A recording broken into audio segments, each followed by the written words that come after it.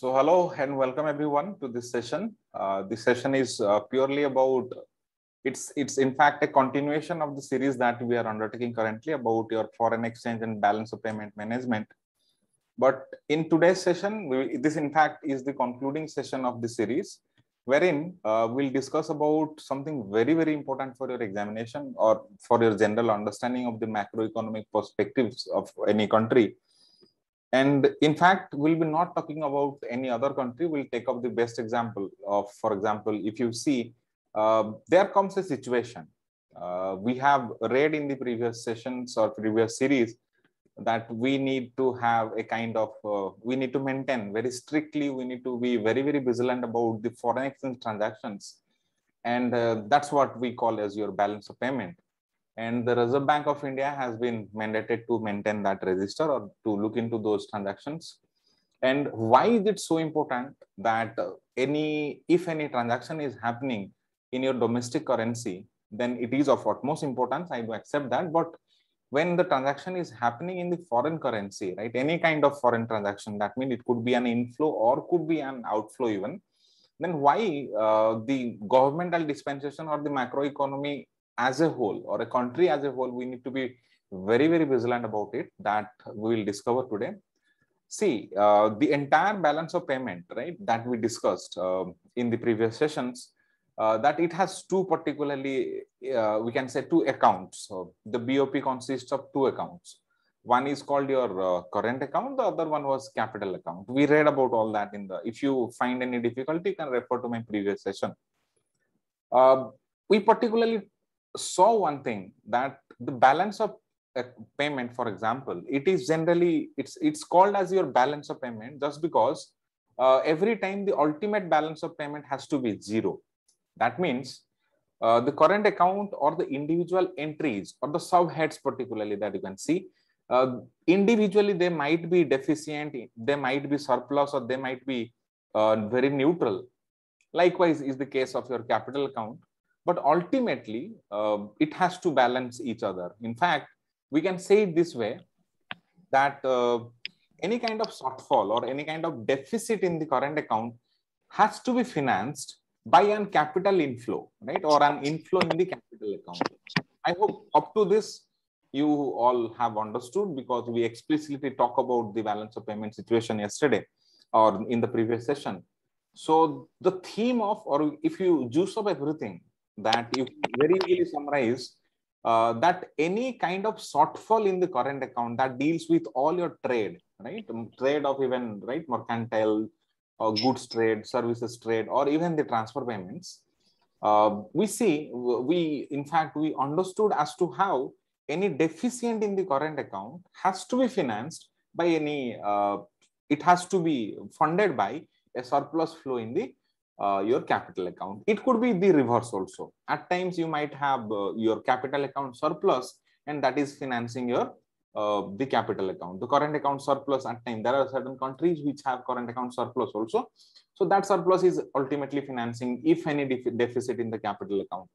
So if anything is overflowing, in fact, we adjust that. Ultimately, in order to reach the balanced position, we increase the reserve position of that particular country. So this is how the entire transaction accommodates each other. So the thing is, there are two types of transactions by their nature particularly. And the two type of transactions, one is called your autonomous transaction. The other one is called your accommodative transaction. So I'm sharing the presentation that will be easy for you to understand, in fact.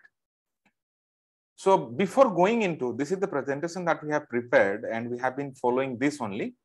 Before going into what exactly is the Indian scenario, or how India has been managing its finances or the foreign exchange transactions, prior to that, I would love to take you into that table particularly of balance of payment. So I'm not taking you back to that presentation, but rather I'm I will be writing on a summary kind of thing. You can see it there.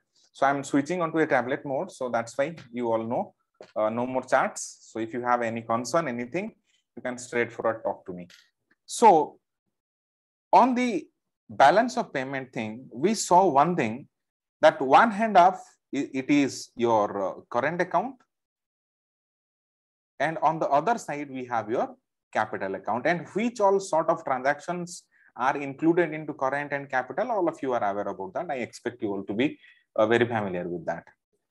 So ultimately, in the end, you can see the current account might be very neutral. It could be surplus or it could be deficit. There is all possibility depending on the level of transaction on the different heads, individual heads of the current account. Next, likewise, your capital account could be neutral, it could be surplus, or it could be also deficient. There is all possibility. So there is always a permutation and combination of all that. But generally, it has been seen. Because see, we are trying to define what exactly is a balance of payment crisis today. Understand?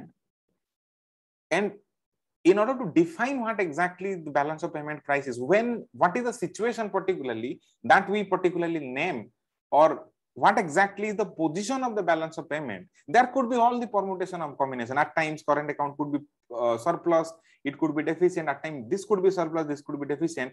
But there is one particular situation to which exactly we define as your balance of payment crisis. So let us start it that way. I'm not taking into all the possibilities, but rather I'm focusing things into what situation is exactly called your balance of payment. Think of this particular thing. Think of this. There is a position, for example, that the current account is deficit. It's all clear to you. Current account could be deficit, and let us assume that the current account is deficit. Then tell me how this deficit would be financed. By default, by common understanding, it has to be financed by some sort of capital. The capital account has to be surplus in order to nullify the effect, or in order to take up the right position of the balance of payment. Yes or no? That's all the possibility. If the current account is in deficit, the capital account has to be in positive or in surplus. Is that clear? Now, but what are the different transactions, or what are the various kinds of inflow that makes this current capital account surplus is the point of concern. Think of this. What do you understand, or what do you get out of this when I say the current account is in deficit? So what is all the practical situation? Think about that. If any country is running a current account deficit, so what is the situation there? That means, what does it mean? This country is importing more than exactly what is exporting. Yes or no? That's the primary thing that you can conclude literally. Yes or no? If a country is experiencing a current account deficit, what does that mean? The current account is in deficit. That means it is exporting lesser thing than it is importing. Yes or no? That's the position. Clear? And we also talked about twin deficits. And currently, why India is a very important case study so far as the balance of payment is concerned, that everything has happened with India. We'll in fact trace back the history of India, how from a current account or from a current account surplus position, we went back to a situation which is absolutely defined as a balance of payment crisis. We'll trace back the history and we'll get to know. But basically, any kind of deficit in the current account is financed by the inflow in the capital account. But now, think of this. कोई भी देश का, कोई भी country का जब भी कोई करंट अकाउंट में डेफिसिट आ जाता है, right, how it generally tries, ये आम तरीके से अगर आपका current account takes care of all the import and export things, right? And at times, certain imports or certain exports even, particularly imports, could be your essential imports, yes or no? And all of us know that India has so many essential imports, and particularly our energy requirements are of utmost thing. That means primarily we import around 90% of our energy requirement in the form of petroleum. Yes or no?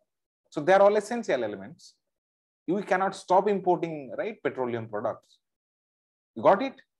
So any country, whenever it runs into deficit, it has to be financed by any of the right capital inflow into the capital account. So how would you prefer, for example?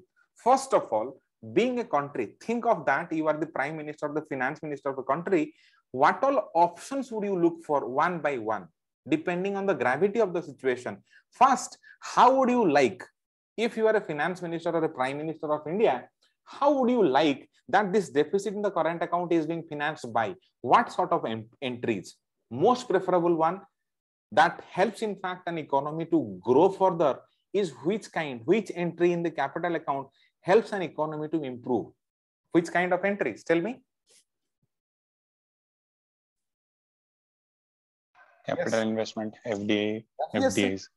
Obviously, we would think of certain kind of investments that are of long-term in nature. FDI, if any deficit in the current account is being financed by heavy inflow into that particular economy in the form of FDI, then perhaps this is the most suitable situation. Yes or no?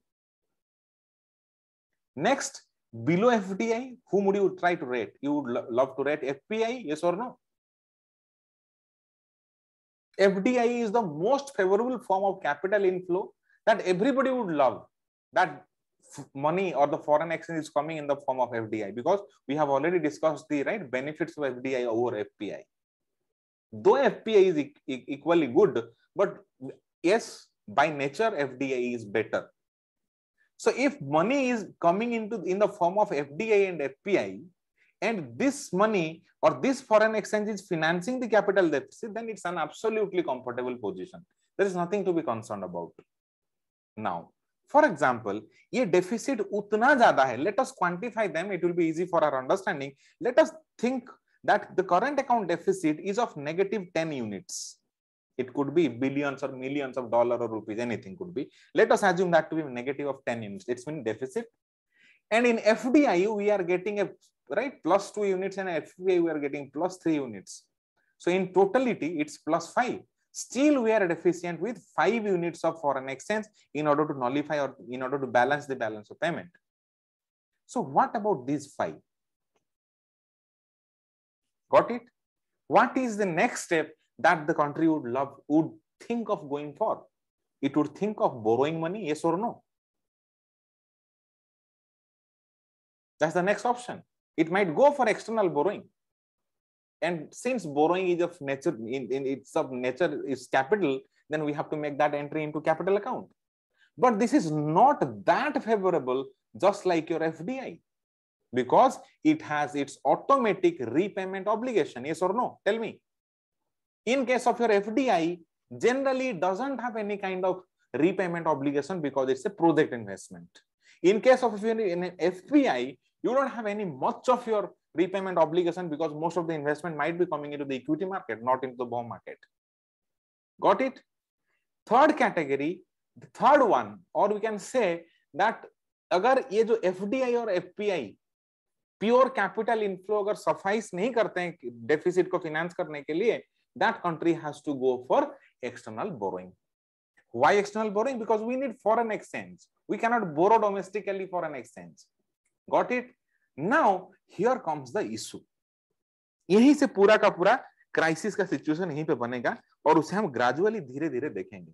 If the borrowing levels are very very comfortable, that means ये जो 5 units of borrowing है, for example, this country is doing, maybe it is doing good, it has good international repute, and it has got loans or rupees 5 units from the foreign exchange market, from foreign countries.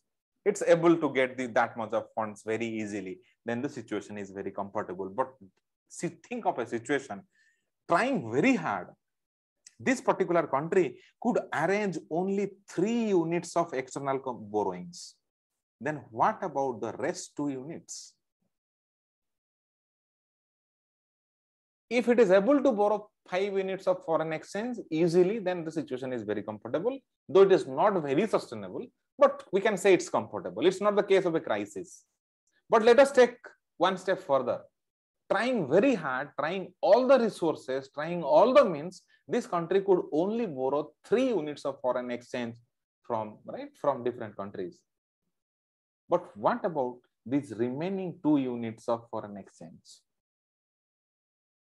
It's not able to arrange. Then what is the option left with this particular country that it would resort to? That means you can say it's the lender of the last resort or something, but that's the last option a country would ever think of going to that situation.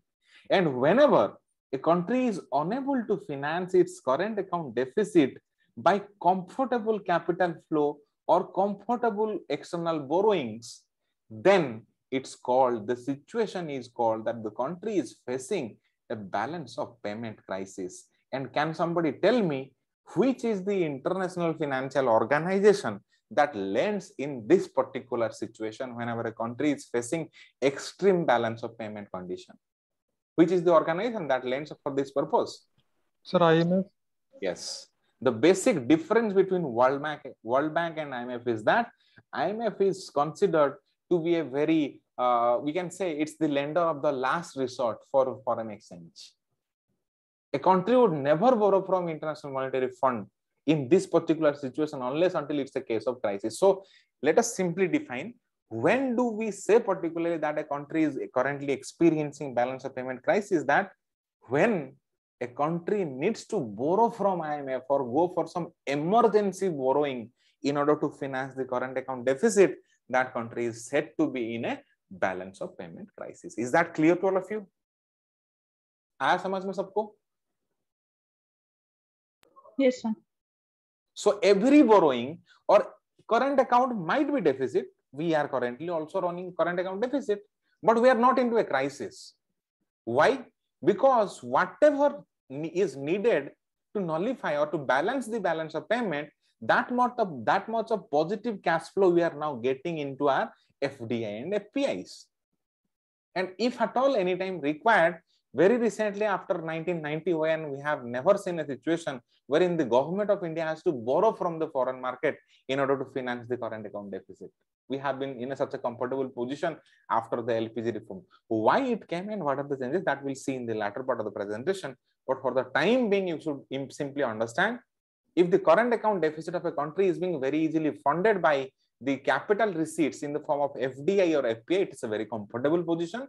No issue, nothing to be concerned at all. Then the next step is, if the FDI and FPI is unable to fulfill that, the country might go for external borrowing. That's also, we cannot say it's a very comfortable position, but that's okay type of situation. But when a country is unable to raise funds from foreign market, right, trying all the means, and the country is right resorting to borrowing, emergency borrowing from International Monetary Fund, that country is said to be in a balance of payment crisis. So I think this is okay for you all, for your understanding. Yes or no? Tell me. Is that clear to all of you? Yes, sir. Next. Now let me take you back to the history of India so far as your foreign exchange management is concerned.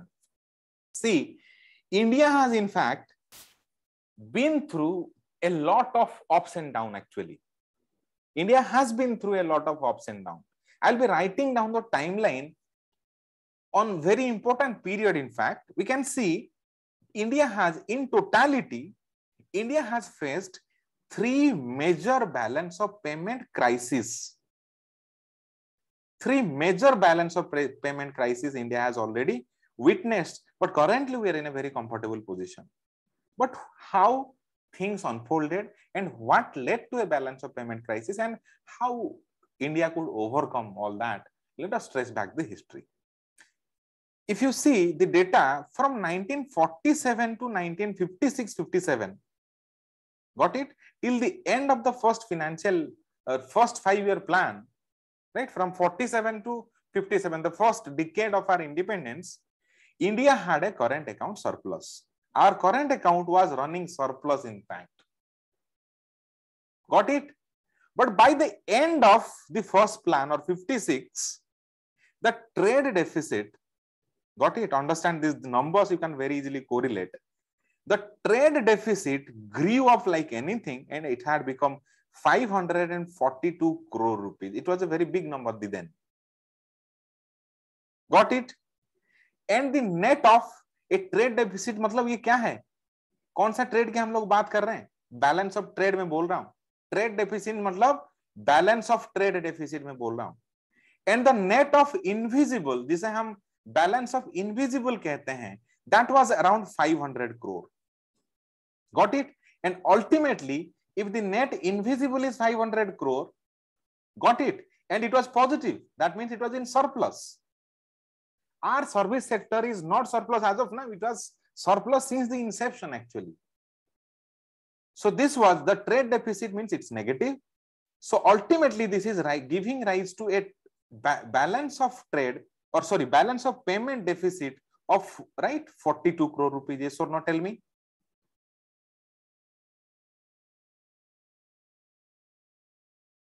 The current account deficit, or we can say the current account deficit in this position was 42 crore rupees. This is negative and this is positive. So ultimately we are getting a 42 crore rupees current deficit. Got it?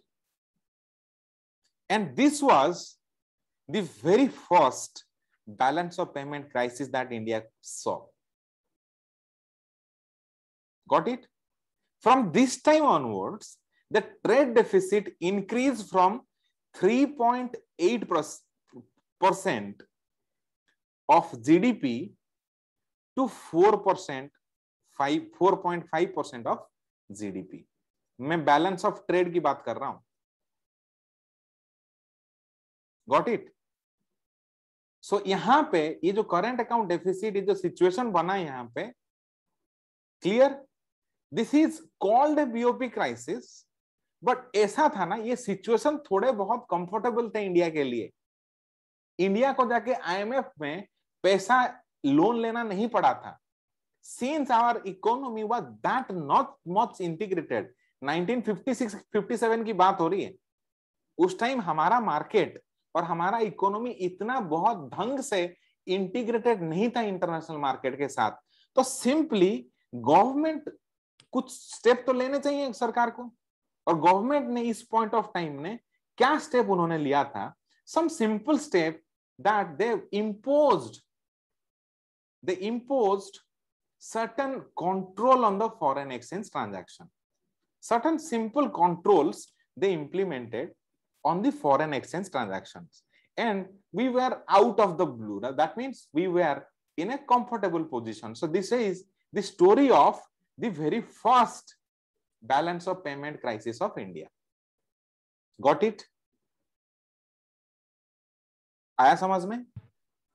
There was certain imposition of certain foreign exchange controls. आप ये वाला foreign item नहीं खरीद सकते, आप ये वाला right नहीं इंपोर्ट कर सकते, ऐसे कुछ रेस्ट्रिक्शन सरकार ने लगाया. And we came back to a position and we could sustain. This are the very first, I can say this is the very first right balance of payment crisis India that India ever faced after the independence, immediately at the end of the first 5 year plan, that is 56-57. लेकिन इससे पहले 1947 से लेके 1956 तक ये जो 10 साल थे, इंडिया का करंट अकाउंट सरप्लस चल रहा था. But all of a sudden we run into a current account deficit. Got it? This is called, or this is generally named as the very first balance of payment crisis of India. Got it? Now let us talk about what exactly then the second balance of payment crisis. Second BOP crisis कौन सा था? You all remember in 1965 India fought a deadly war with Pakistan, yes or no? And in 1965 we had a war with Pakistan. And do you remember in 1965 Pak happened to be an ally of the US, yes or no? In 1965, in that particular time, United States का ally था Pakistan. So how US responded when India, for example, India waged a war with Pakistan? There used to be a food subsidy scheme named as PL 480. Remember the name of this particular scheme so far as your NABARD and all your exams are concerned. There used to be a scheme named as PL 480. So ये scheme होता क्या था? This was a kind of benevolent scheme implemented by the United States. आप सबको पता है, since our independence, primary concern India का हमेशा से फूड डेफिशिएंसी रहा. Yes or no? We were absolutely deficient in our food items, and that's why we were very much dependent on our import of food items. Food import was one of the primary foreign exchange transactions that happened during those times.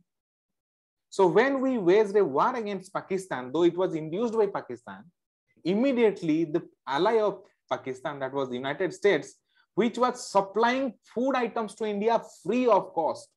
It is said that under this PL 480 scheme, every 18 minutes, her 18 minute में US का कोई ना कोई एक port से India के लिए खाने का जहाज निकलता था, ship loaded with all the food items. Got it? So what sort of a massive setback India might be facing that particular situation, you all can understand or correlate. Got it? Immediately, in response to the waging of war against Pakistan, the US being an ally of Pakistan that time, it simply stopped this PL 480. And there was a hue and cry in the international media or the scenario that one of the most populated country of the world is literally going to be starving. Everybody said in the international arena that because of the suspension of the PL 480 scheme, right, India is going to starve. People will die out of starvation. Got it? But do you know? All of you know this, and this is proven by the history, that you get the best of the things in the worst of the time. Yes or no? Ensuing this 1965 situation or the food situation, there came Green Revolution. All of you remember, yes or no?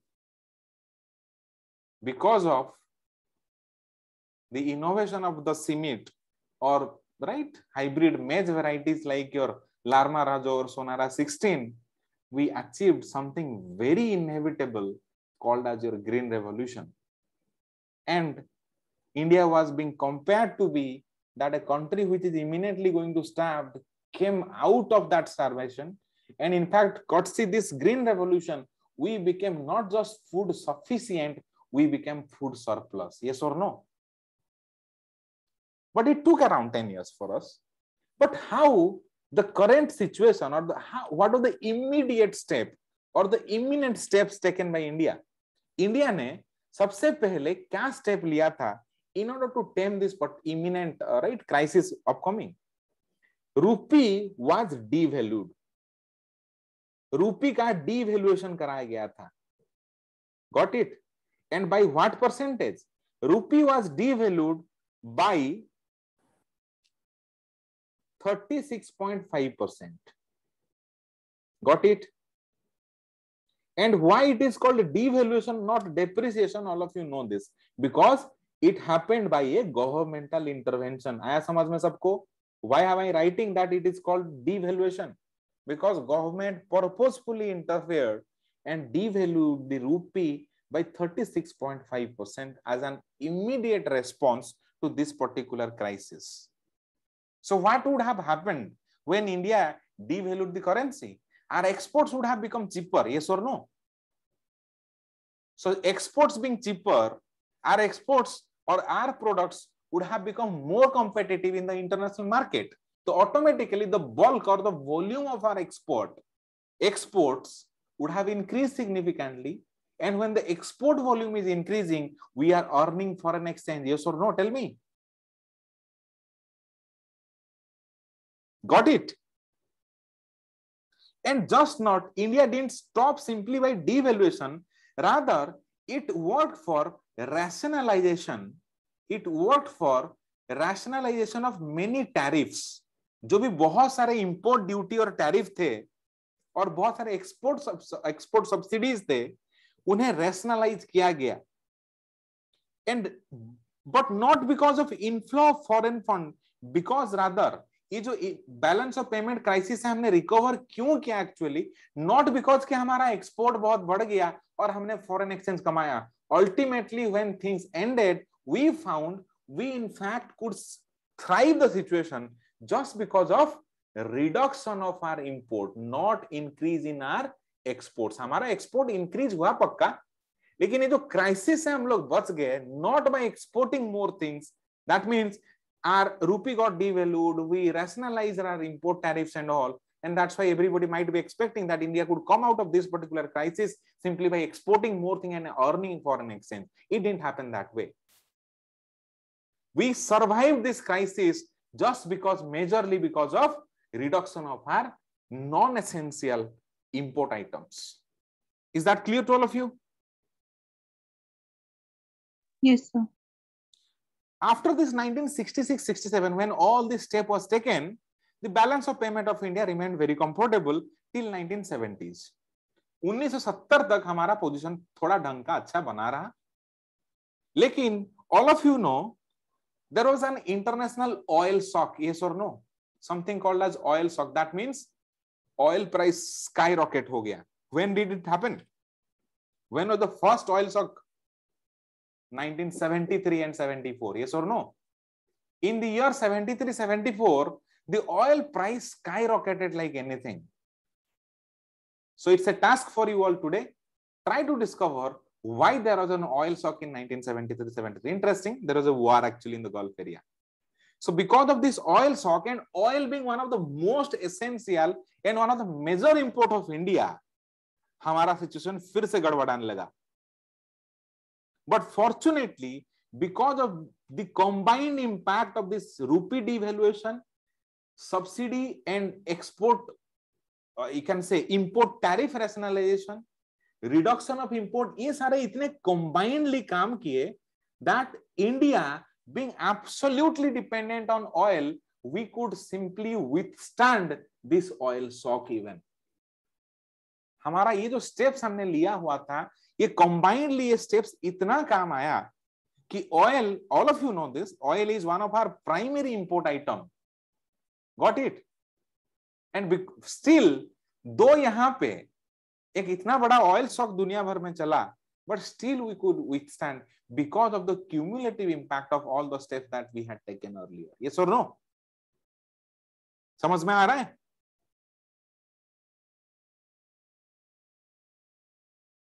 Are you all following up?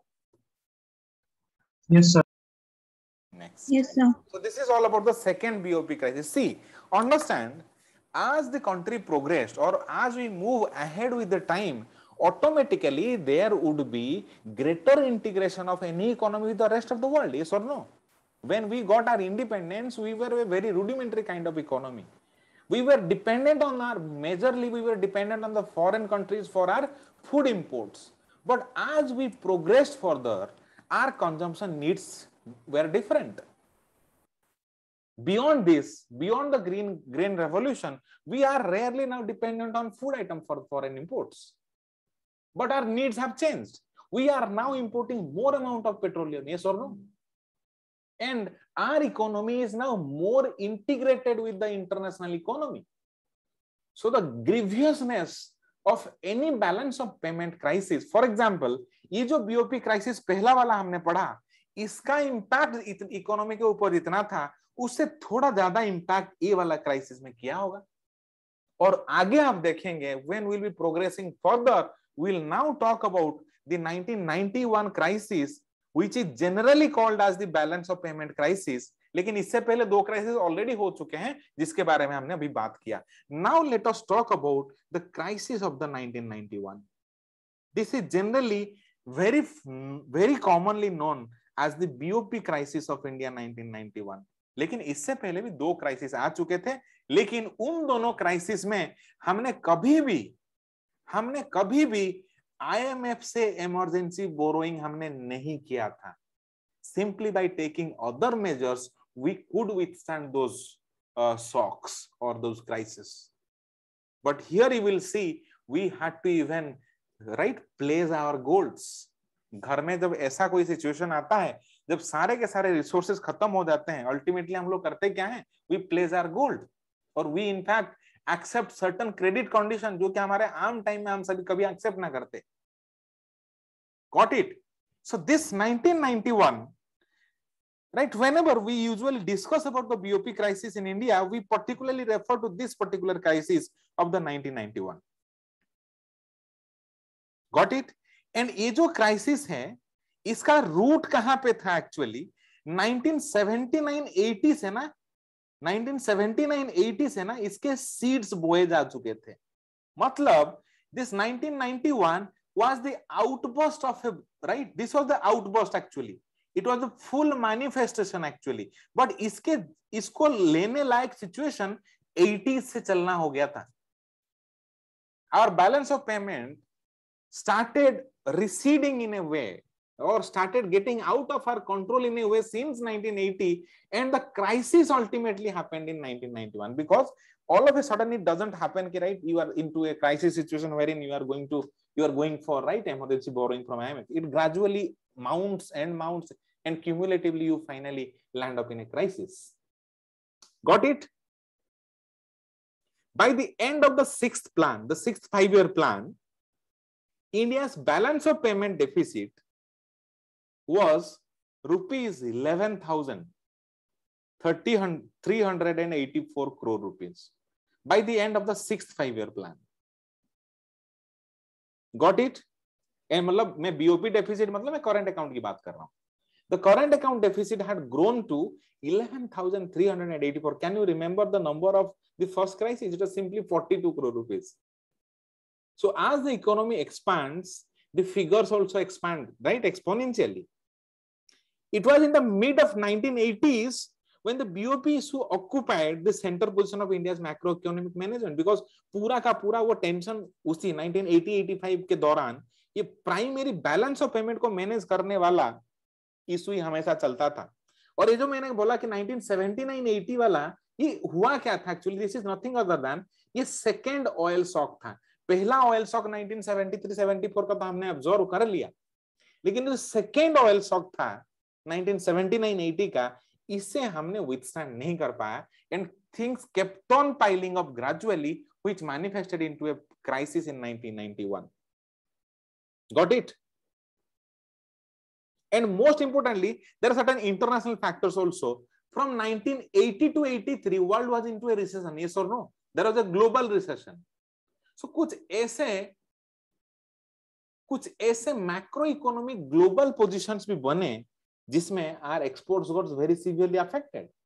Global recession था, दुनिया भर में recession था, और ये जो दूसरा वाला oil shock. So there was consecutive events which ultimately gave rise to something what we call as your balance of payment crisis. So this was not an overnight process.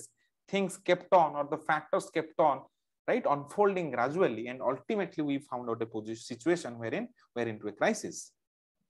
The trade deficit was not offset by the foreign flow fund or the net invisible, whatever you say. Got it?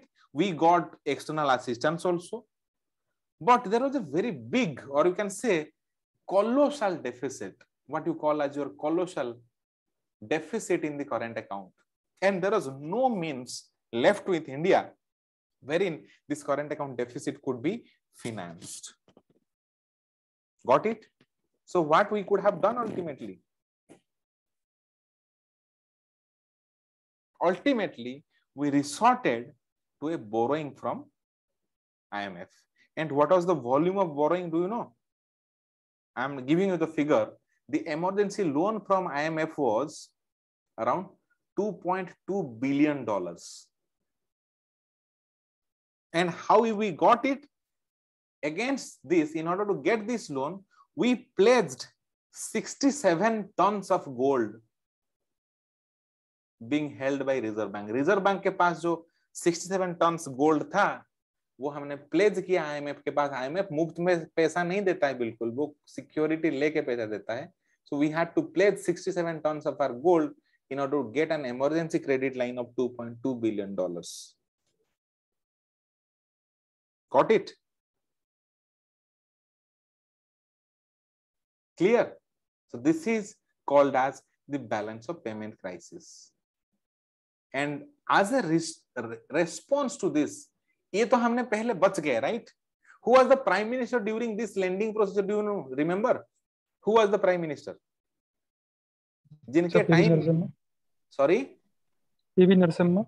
No, PV Narasimha Rao came after this actually. During this procedure, when the gold was being taken, lifted off from India and being placed with the Swiss bank and all that, who was?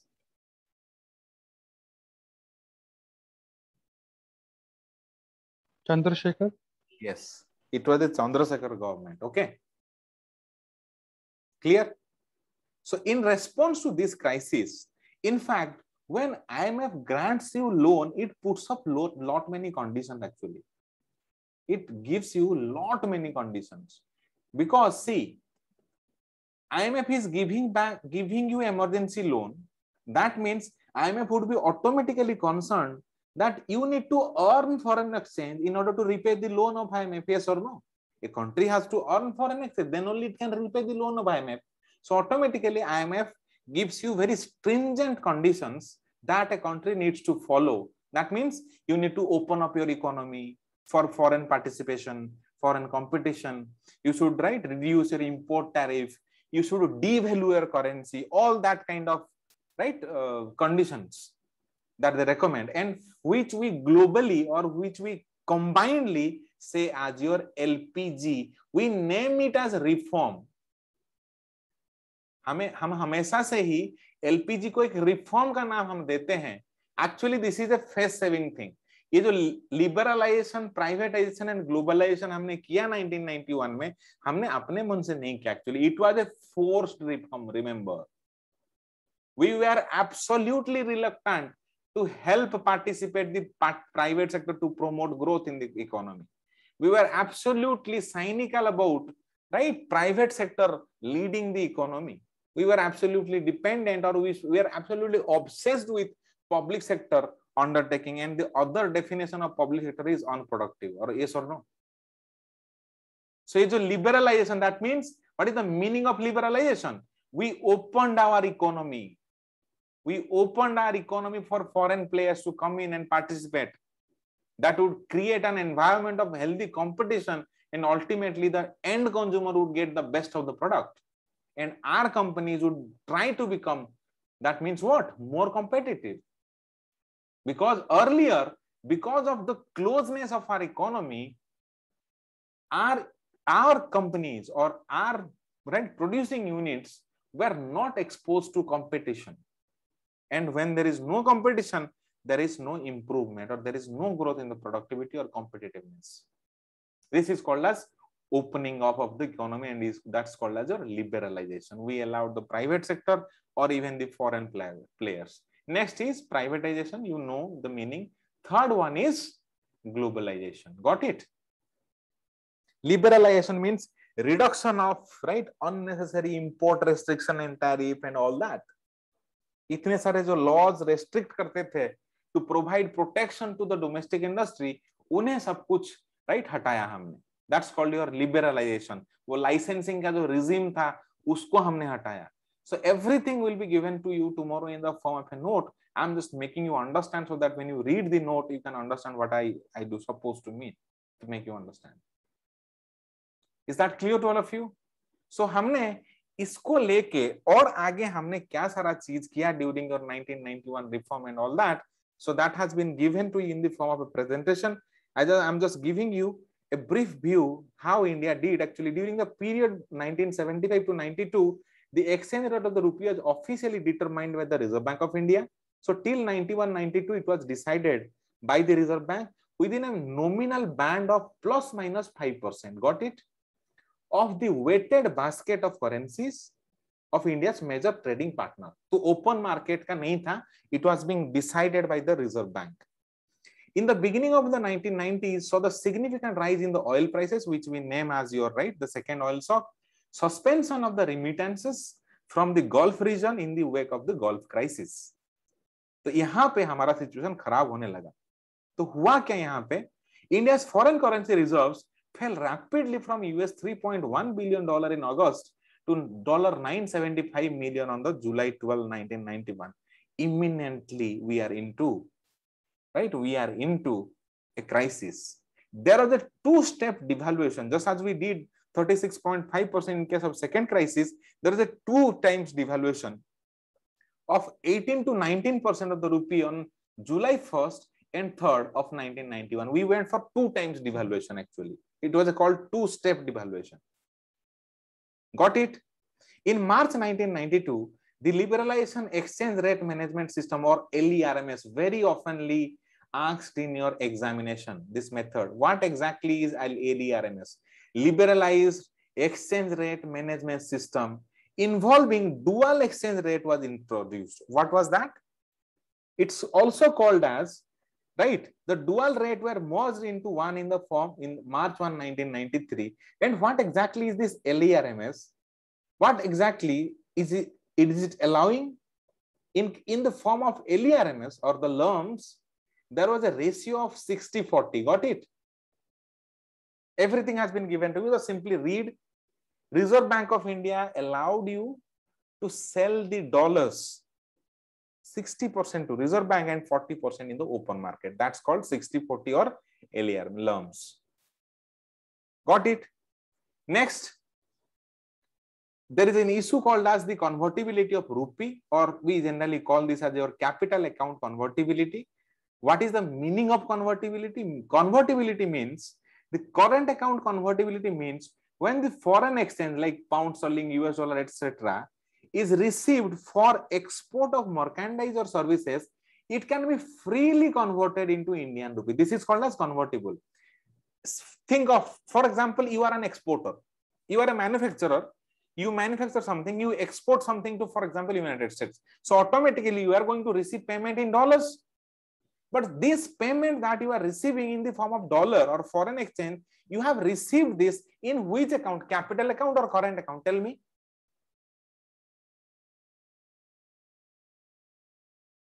When you receive anything for exports, then it has to go into account. And that is what is the meaning of current account convertibility? That means there is no restriction. You might receive thousands, billions of foreign exchange for exports in the current account. You can very easily convert that into Indian currency. There is no restriction. Simply Reserve Bank will be converting that for you. And vice versa in case of your imports. And if you wish to import something, you have Indian rupees, you can get foreign currency, whatever you need. So there was no restriction relating to the current account. But what about the capital account?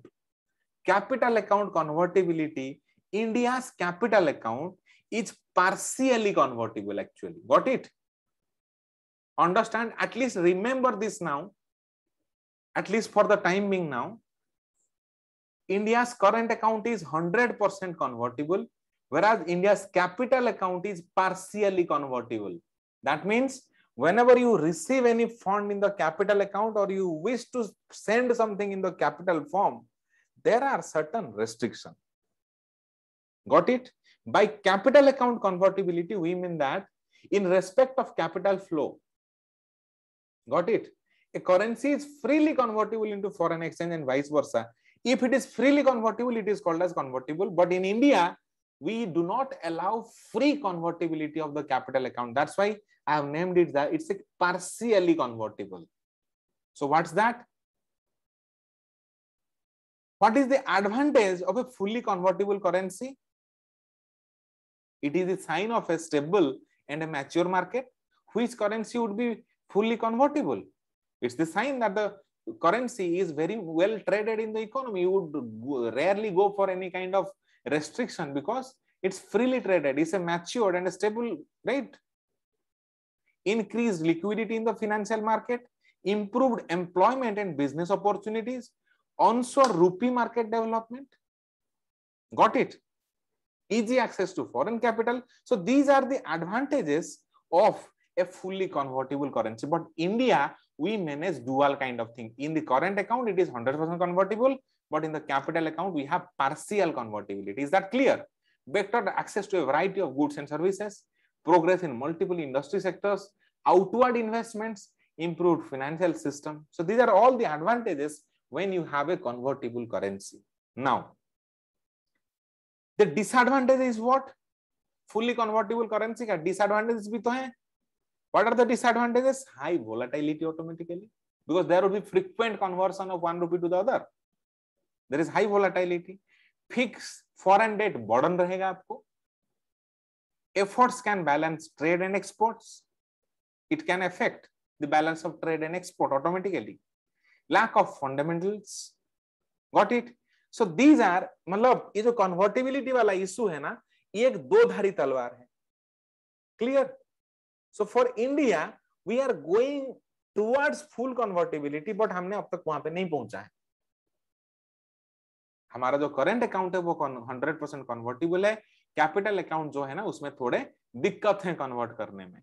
And India firmly believes we haven't matured that much that we should allow the capital account to be fully convertible. Got it? And it has its own advantage actually. When your capital account is not fully convertible, think of that. People coming in the form of investment, right? Foreign exchange coming into India in the form of capital is little difficult to go back or go out of India. Yes or no? Whenever there is no full convertibility. जो capital account है वो fully convertible नहीं है.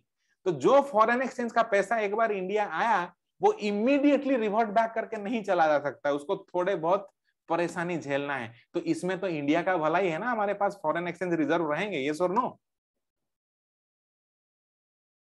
But this is a sign of a not that much matured economy. Yes और no? हम ये सारे restriction लगा के अपने आप को हम लोग बचा रहे हैं. We are not that competitive. So it's kind of a dual thing. It has advantages and it has disadvantages also. India has its standing on one thing and it has a looser standing on the other way also. So what is the current situation of India's forex reserve? So I hope now all of you are clear how a country builds the foreign exchange. Yes or no? Can somebody reply me precisely how a country builds foreign exchange reserve, or else simply how Reserve Bank builds the foreign exchange reserve? What is the current situation of our reserve? How much is there?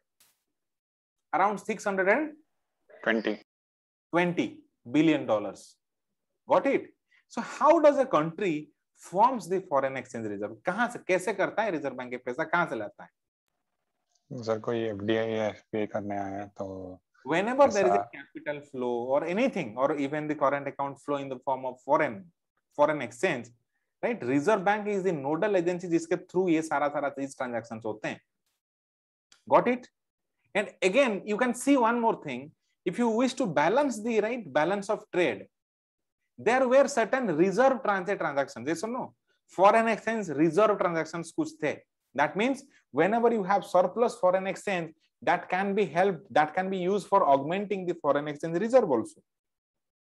Got it? That means whenever there is a foreign fund coming in, Reserve Bank keeps the foreign fund, gives the Reserve Bank rupee to the needed recipient. So this is how the foreign exchange reserve happens. And whenever there is heavy flow of foreign exchange, Reserve Bank partially keeps aside this foreign exchange for its own reserve purpose. Next, the external assets. See, foreign exchange is just not currency notes. Foreign assets are also foreign exchange reserves. The external assets that are readily available to and controlled by monetary authorities for direct financing of external payment imbalances, for indirectly regulating the magnitude of such imbalances through intervention in exchange markets to affect the currency exchange rate and or for the purpose, is called as your foreign exchange reserve. So the foreign exchange है ना, वो सिर्फ और सिर्फ import export payment के लिए नहीं दिया जाता है. In order to interfere in the foreign exchange market इसका भी यूज होता है. RBI Act 1934 and the foreign exchange reserve, इसका क्या है लीगल पोजीशन? क्या है in India? Reserve Bank of India Act 1934 contains enabling provision for the RBI to act as the custodian of the foreign reserve and manage the reserve with defined object. Got it? The reserves refer to both foreign reserves in the form of gold assets in the banking department and foreign securities held by the issue department and the domestic reserves in the form of bank reserves. So these are the different composition of the India's foreign reserves. Got it? India's forex reserve, objective of the holding foreign reserve, क्यों India hold करता है? What is the reason? Maintaining confidence in the monetary and the exchange rate policy, सबसे पहला priority यही है. Enhancing the capacity to intervene in the foreign exchange market whenever there is, see, Reserve Bank का ये काम बिल्कुल नहीं रहा that Reserve Bank will be deciding the exchange rate. No, we have left it to the market. But whenever there is excessive volatility and that is not in the interest of our national income, then Reserve Bank interferes in the exchange market, being a seller or a buyer of the foreign exchange, and that helps impacting the overall exchange rate. Got it? So when Reserve Bank is having that reserve, for example, how it is whenever किसी ने शायद ये last question आप लोग पूछे थे मेरे से किसी को कि sir how does actually reserve bank interferes the market. For example reserve bank declare कल करता है कि जो रुपीस है ना कल से 78 नहीं 50 रुपीज चलेगा।